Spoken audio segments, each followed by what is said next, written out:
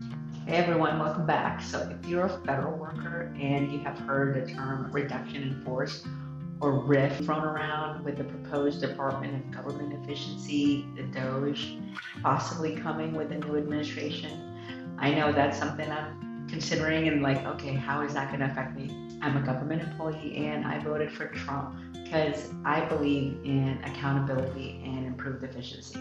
There's nothing more frustrating than seeing how time and money is wasted by our government.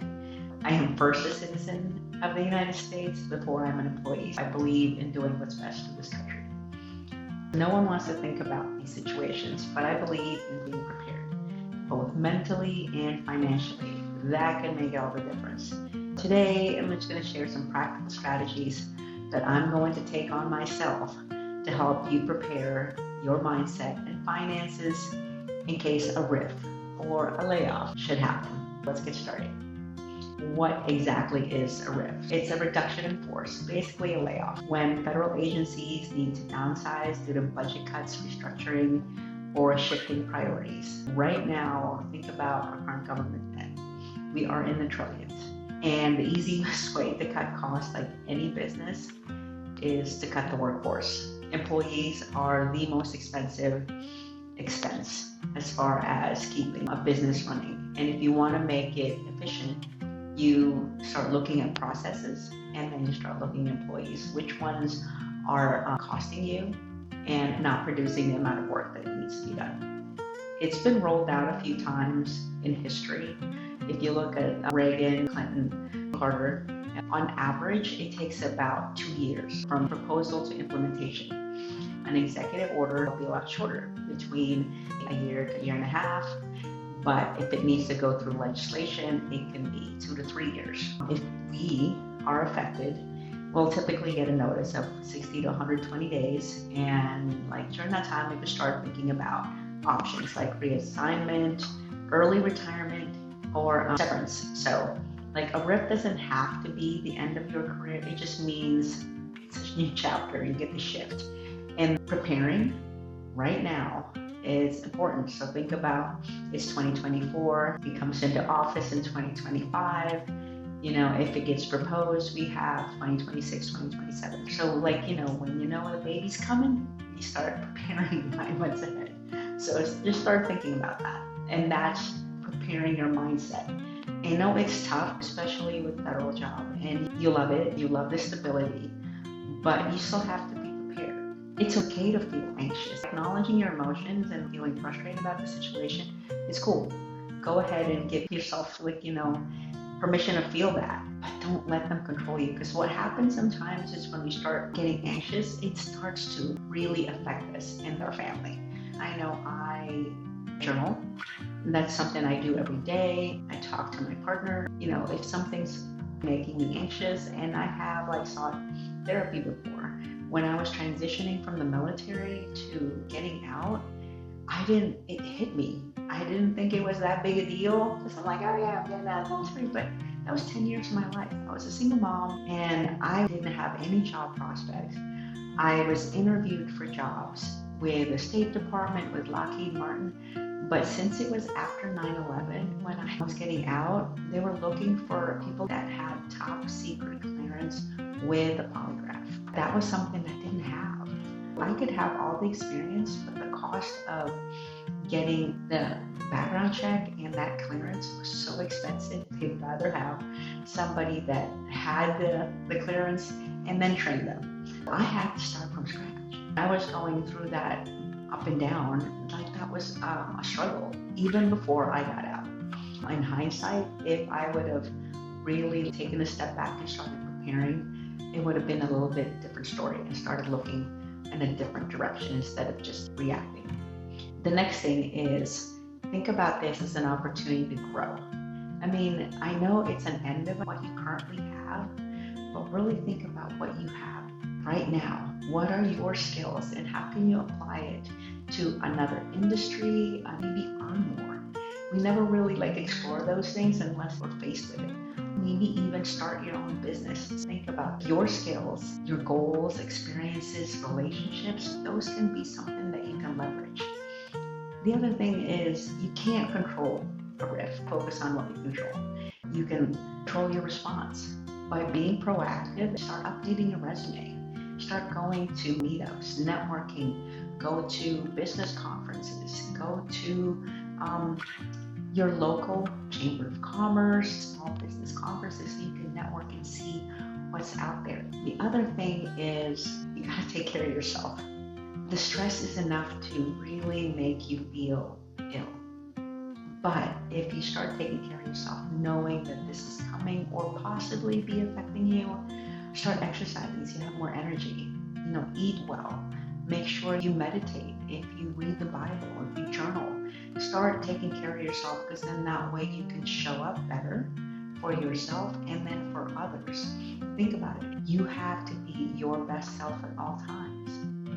And that means being kind to yourself. A healthy body and a healthy mind, because it isn't the end. It could be a new beginning. Now, the other segment is you gotta take care of your finances.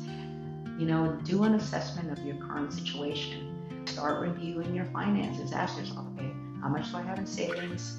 What are the monthly expenses? Do I have any debts that need to be prioritized? This gives you like a clear picture of where you stand. Start really assessing on how you can cut back. If you can start practicing living on a smaller amount and do it now, you can start really preparing. And this is something I have to do. The other thing is build an emergency fund and save enough to cover 3 to 6 months of expenses, especially essential ones. If you're still employed, prioritize saving as much as you can right now. Cut back on those non-essential spending and save your money. Look at high-yield savings accounts. They're still available. Go to raisin.com. You can see all the different banks they're like virtual banks that have above 4% interest rates, or look at CDs. So if you're one of those people that gets tempted to kind of withdraw stuff, but it's a little harder to get to. So have something that's liquid that you can actually access readily, like maybe $1,000, but like the big chunk of your emergency fund, put it someplace where it's growing. If you take a closer look at your budget and then maybe start pausing or getting rid of some of those subscriptions that you don't really need to know, don't really even use. And then also dining out. It's insane lately that it's been so expensive as far as the cost of eating out. So maybe learn to cook some of your favorite things and then reduce travel expenses. I know I love to travel, but what I'm finding is, a staycation is just as great.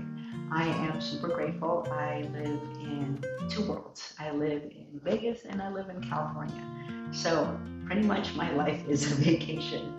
But you can find something similar in your hometown. Every place I've been to, there's something cool. Even the small little towns with the main streets.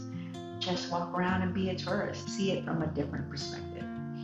The next thing is review your benefits. I know this is something I'm doing right now as I'm preparing for retirement, even though it's years away. It might come sooner than I expect. So I have to familiarize myself, what would it look like for my medical, my insurance? What would I need to supplement as I switch it over? And then if they offer severance pay, how would I look at that? I know if they offer early retirement option, that's something I'm going to look into. And then unemployment benefits. If you're not in retirement age, seriously look into that. What would that mean? Will they provide training options and also severance pay? The other thing is explore side hustles. Maybe doing a side job.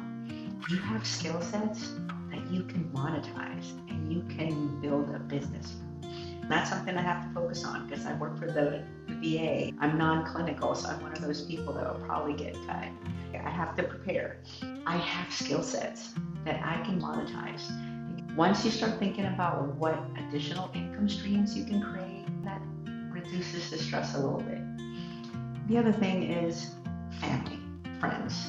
You have a support system. You don't have to go through this alone. So start building, all right? Network. Like I mentioned earlier before, by attending some of these different conferences, reach out to colleagues, mentors, professional groups. Start looking for those opportunities that doors can open whenever they're available. The thing is, you don't even know if they exist if you don't network. So please start building your community. Let your family know what's going on with you. Really sharing with them, hey, this is what's going on. Don't hide it, because you know what? Kids are amazing. They're young, but they are resilient if you allow them to be. And if you start sharing what's going on, and then maybe just tell them and reassure them, like, Mom, Dad's gonna get another job. However, this is what's coming, and I just need to kind of start setting aside, and I need your support. So then they can be just as proactive as you are. They can start thinking about different solutions on how to be able to solve their own needs. Then maybe their wants, maybe they'll reduce them, and they'll start thinking more simply. And that's what we really want. The family unit option as one. The other thing is seek professional guidance. So if you are preparing to transition, which direction do you need to go? Maybe finding a career coach, a business coach, financial advisor, whatever it is that you may need to be able to help you get to the next stage. I know, it's scary. It is a challenge, but it's also an opportunity. Looking back at every single opportunity that I've had to make that transition and make the change, I am super grateful that I was able to make that transition. And then for what I learned on the other side, I've made new friends, lived in new places, explored and learned about myself, developed new skills. It showed me what I was made of. So think about that. Reflect on what you really want out of life. What's important to you? This is your chance to find a new goal, learn a new skill, start your own business. Think about the possibilities. You can turn this challenge into a new stage in life, and then an opportunity for growth. I hope that was helpful. Like, subscribe, and follow. You don't know which direction this is going to go, but I want to address the elephant in the room to help us prepare. Have a great day.